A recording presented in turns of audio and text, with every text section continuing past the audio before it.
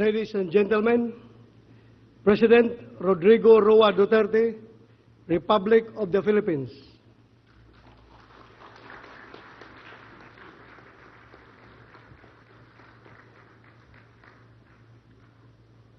Kindly sit now. Thank you. President Fidel V. Ramos, Executive Secretary Salvador Midaldi, and other members of the Cabinet, Excellencies of the Diplomatic Corps, Police Director General Ronald de la Rosa, Undersecretary Catalino Coy, the officers and men and women of the Philippine National Police, my fellow workers in government, my beloved countrymen. I'd like, before I forget, my warmest congratulations, felicitations to the awardees today, this afternoon. And I would like you to know that I am greatly gratified by your work you have shown. Salamat po sa inyo. Now, along the way, upon my assumption, I had to do things here inside the PNP because I had to do it. I had no recourse, but it was a call of duty and nothing personal. And I hope that everybody here would understand that. You know, the fight against crime and criminality are eternal. The fight is eternal, rather. Because in every generation and every body politic, wherever there is a government, a congregation of men, human beings, we would have problems about establishing law and order. In the Philippines, we are Filipinos are no exception. We have had our share of our agony and misery. In my generation, especially now, we have seen our country devastated by drugs. And it has not only affected millions, but a lot of them are no longer viable as human beings in this planet. You know, about 2 years ago, PDEA came out with the statistics that there are about 3 million plus Filipinos already afflicted with drugs.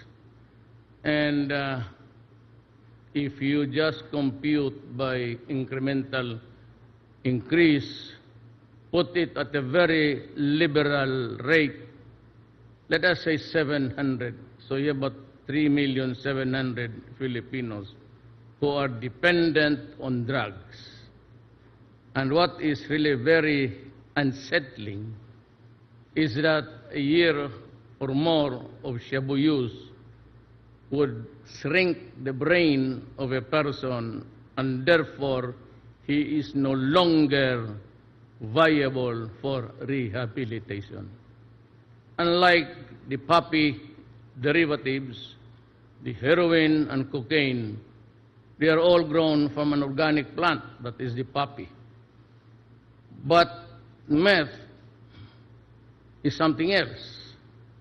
It is a deadly mix of chemicals, and even the water used in mixing the shabu itself uses the battery, the acid water of a battery we use to fill up our battery to run our motor vehicles. And that is why I hope everybody should understand that. And once in a while, we see a lot of ranting about human rights in my campaign against drugs. Let me be frank with you this afternoon. The fight against drugs will continue and unrelenting until we have destroyed the apparatus operating in the entire country. Now,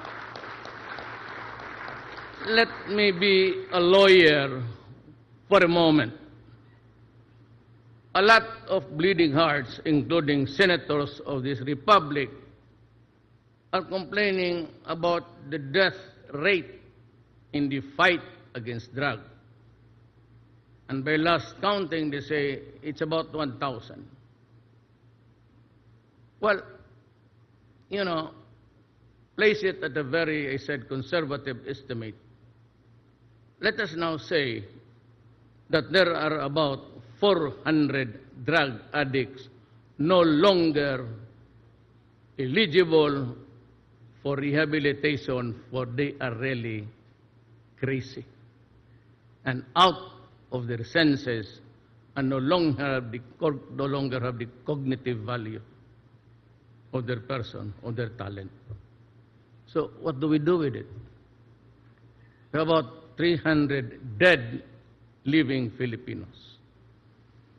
You know, it's very easy to complain. We in government, and I myself who ordered the campaign against drugs, take full and sole responsibility for it. And for those who are killed in a police operation, in a firefight, we are willing to submit ourselves for an investigation before anybody.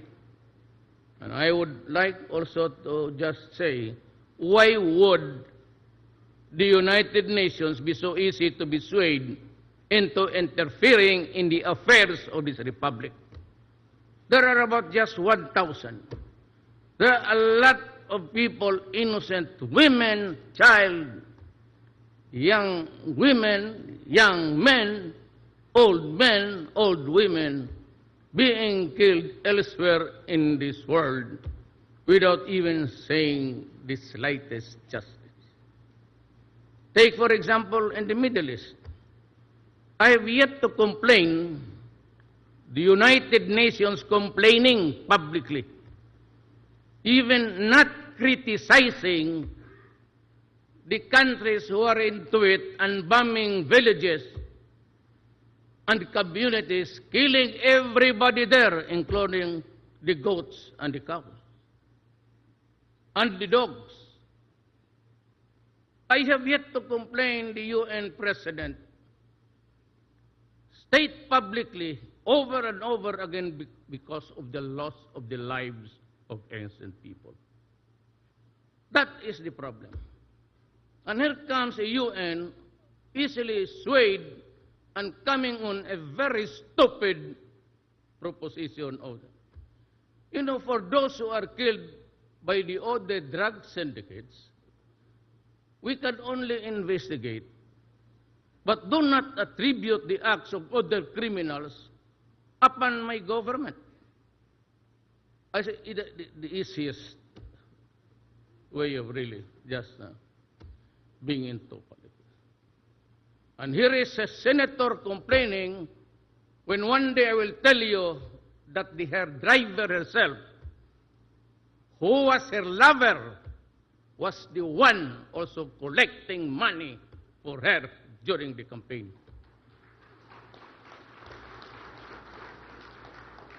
Here is an immoral woman flaunting, well, of course, insofar as the wife of the driver was concerned, it's adultery. Here is a woman who funded the house of her lover. And yet we do not say any complaint about it. Those money came readily from drugs. The intercept between Muntinlupa and the driver were far beyond making sure that somebody was involved. But in fairness, I would never say here that the driver gave the money to her. But by the looks of it, she has it. Ang makapahirap dito. Namumulit ka posturing when you yourself has a very sordid personal and official life. I will show to you, I have this CD when she first investigated me in Davao for human rights violation. Before the press entering the hotel lobby, she said, I will prove that Duterte is connected with the DDS, Davao Death Squad. Until now, she keeps on yakking, and she has forgotten that tape which I had recorded. I would like her to eat it in my presence, but I cannot do it because it is not an accepted edible food for human beings. What's the problem? We inject politics, only 1,000 died, and you put my country in peril, in jeopardy for the 600 now. Lives wasted, destroyed, families broken, children left, husband and wife together with so many orphans whose parents are alive. Yan ang pinakamahirap dito sa bayan na to. And frankly, one of the things that really prompted me was at the urgings of President Ramos, because he himself, as a matter of fact, knew what was going on. And he came to me repeatedly and said, you run so that you'll have a president from Mindanao and one who can save this nation. President is here, you can ask him. Long before we started the campaign, we already knew what was wrong with the PNP. And I had that's why I had to do something about it. As president, I could not have started my administration with a corrupt Philippine National Police. Alam mo, when I was mayor, and you can ask anybody for that matter, in Davao City was one place where the police, during my time, was protected if they were in the performance of their duties. Once they were disciplined and suspended, I had to pay for the basic salary, the take-home pay, so that the family will not go hungry. I provided the lawyer, and as a matter of fact, I intervened actively. I will not elaborate on it. If I feel that they would be wrongly accused and maybe sent to prison for no reason at all. There was a time when about 27 of the best officers, they are in these halls today, were ordered dismissed. And I practically went into a rebellion and said to the Manila government, this decision was not acceptable to me at all. And I stood my path, and I insisted. And that is why Davao City progressed tremendously, progressively, because of the police and the military who gave me their full support. So in return, what can I do for you, my dear policemen, police officers? I have increased your salaries. You are the first, double your present salary by December. You have gotten the full.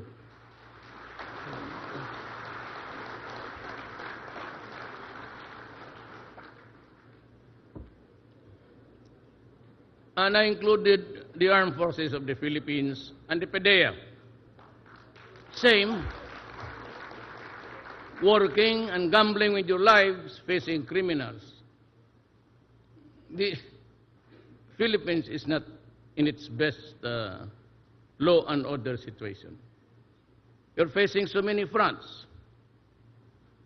I'm facing the Communist Party of the Philippines, and I am talking. We are facing an insurrection, Muslim insurgency in Mindanao. I am talking with the MI and the MN. I tried desperately to talk sense to the Abu Sayyaf, but they refused. And so there's no other way to destroy them. I have gone out of my way to make the Philippines safe again. I won by a sheer majority of 6 million, which until today appalls me, because I really do not know how I got the 15 million with a 6 million majority from the next neighbor. So I could only think of the many things that I said, but most importantly, I would say that what prompted the audience, the Filipino nation, take notice of what was coming in or out my mouth was this: I will give you a clean government, and it will be so, and it will be done. I promise them I will suppress crime and take control of the drug situation, which was really running wild in our country today. Make no mistake about it. I repeat again for all everybody's consumption. Do not kill if you are not in danger of losing your life. But in effecting an arrest, when there is a violent resistance, because in effecting an arrest, you have to overcome the guy to bring him to the folds of the law. If you cannot bring him to the police station, if you cannot place him under the control of the law, because that is your job, to arrest, which means to overcome the resistance. But if the resistance is violent, thereby placing your life in jeopardy, shoot and shoot him dead. Can I be more clearer than that?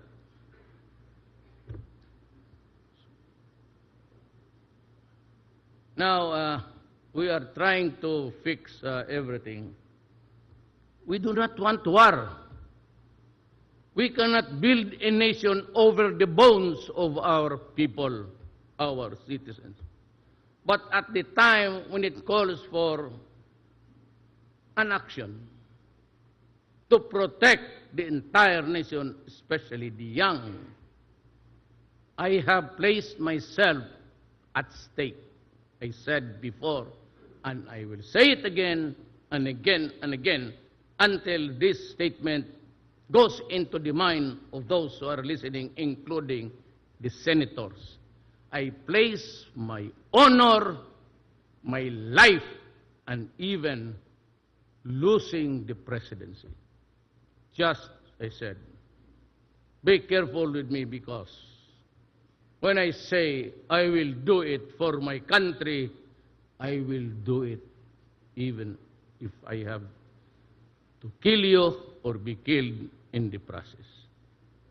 I will not allow anybody to destroy my country. I will not allow anybody to destroy the next generation. Of what good will it be to us when I am already old and my children or the children's children are gone berserk and crazy? Who will spoon feed me with my food when I am old? Who will buy the medicines for me? I am not rich. Who will pay the hospital bills for me? My children. And if you destroy my children, you shall have destroyed me well in advance. That is the thing that I would never, never allow to happen in my country during my watch. Now, like to go back to what I want to do to you. I want to be strict. I want this government, this organization to be clean. And I expect that every money to run the organization will reach down to the precinct level. There are things which I would like to say, but better said among us. But I said I have appointed men of goodwill who will see to it that the money intended down to the last patrolman there on the street will have its share of the operations of the Philippine National Police. They would never countenance graft and corruption. Not this time. For those of you who are used to it, then wait for another 6 years. The 6 years would really be something which we have to work on honestly between us, between your president and yourself. But I will support you. Do not worry about cases. I will give you the lawyer. Do not be intimidated about statements with the United Nations. You know, United Nations, you can only investigate genocide when you kill without giving a hoot. If you're killing children, the whole community, you bomb there, that is genocide. But when you kill criminals who fight with you and criminals who fight amongst themselves, that is the least of our duty. But we will answer. For every incident there that involves the killing of a human being, whether it is really connected with the fulfillment of a duty of the police or not, have it investigated by the EAS or by the DCIDG and the investigating arms of the organization. That way we can be transparent to everybody. And when I really do not know who's going to come here with I would like to whack him in the head. Somebody here from nowhere would come here just investigating for nonsense. Do not investigate us as if we are criminals when the police do their duty. No, no, no. Do not do that. Don't ever do that.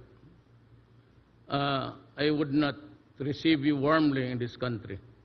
But if you come here to explain or maybe to the UN about the happenings of criminals who kill themselves or being killed because many persons have been waiting for this time. Those who lost their sons and daughters to drugs. Maybe the sweet fit this time to take the sweet revenge that they have been longing for. Me, for example, if I were an ordinary citizen and I have lost my daughter to drugs, she gets pregnant 5 times a year, she is despoiled because of drugs. I've lost my son and another son. Bullshit, I will kill you. I will kill you. I will take the law into my own hands. I will not eat sitting down. Forget about the laws of men. Forget about the laws of international law, whatever. I'll just ask you simply, the eternal justice that runs this universe. But what right do you have to cook shabu and feed it to my children to make them crazy and become useless forever? Who gave you the right in this universe, in this planet, to rape my 1-year-old daughter, to kill a 6-year-old son, to despoil the body of my son and daughter? Because you were under the influence of shabu, which makes you crazy. Of the 600, nearing 600 now, safely I would say there are about 200 who are already permanently crazy. I would need an asylum for the insane to house all those thousands of them. I would need the military spaces instead of just, allowing the military to go about the thing unbridled, undisturbed. I have asked the military, because they have the reservations, the biggest ones, of course, to give space so that I can start the building of rehab centers all over the country. I am just waiting for the kind help of our neighbor who is willing to help us. That is my problem. That is my burden. But I said, over and above all these things, I hold it as an article of faith that we can never progress, we can never develop until there is law and order in these islands. Mindanao especially. It's a very fertile land. Then pays that they're collecting taxes without let up. Then we have the sporadic and intermittent killings of the Moro rebels and government. I have to go to Cotabato tomorrow again to visit the wounded and the 2 soldiers who were killed last week. From here, I go to Taguig, to the naval station, because there is a Navy man there who died in action about 4 days ago. Those are the pitfalls. Those are the wages we have to pay because we cannot have peace in this land. And that is why a bulk of my effort would really be to seek peace with everybody. And I promised you, the PNP, the rank and file, you will have your salaries doubled, then I would offer, say, free education from kindergarten to high school. Well, when they reach college, there are those who are gifted by God. I am not one of them, who are really the bright, and they can go and pursue. We can have this scholarship. But for those who do not want to study like me before, who seems to be resistant to good education, well, we can always have the technical, and we will have the help of many of our Asian brother nations. China, for example, Japan, Taipei is also one of those, and Thailand, everybody. What China has offered us well in advance to help us, training in agriculture. So I'd like to thank you. And we have the United Nations helping us in all efforts of humanitarian efforts. So we'd like to thank you, the donor of these countries, Canada and everybody, for helping my country. In return, may I just be allowed to say that do not be afraid to invest in the Philippines, whether as help or by assistance or business investments. Come here, there will be no hanky-panky, no asking for tips and everything. All you have to do is to tell me, call me, there's a number, and I will do the processing myself for you. And will give you the paper with you just sitting down. And I promise you that anybody, even a whisper, do not ever think about it, because even a whisper can get you into trouble. That is how serious I am, because that is what the people expected of me. Thank you and good afternoon. Thank you very much, Mr. President. Ladies and gentlemen, President Rodrigo Duterte of the Republic of the Philippines.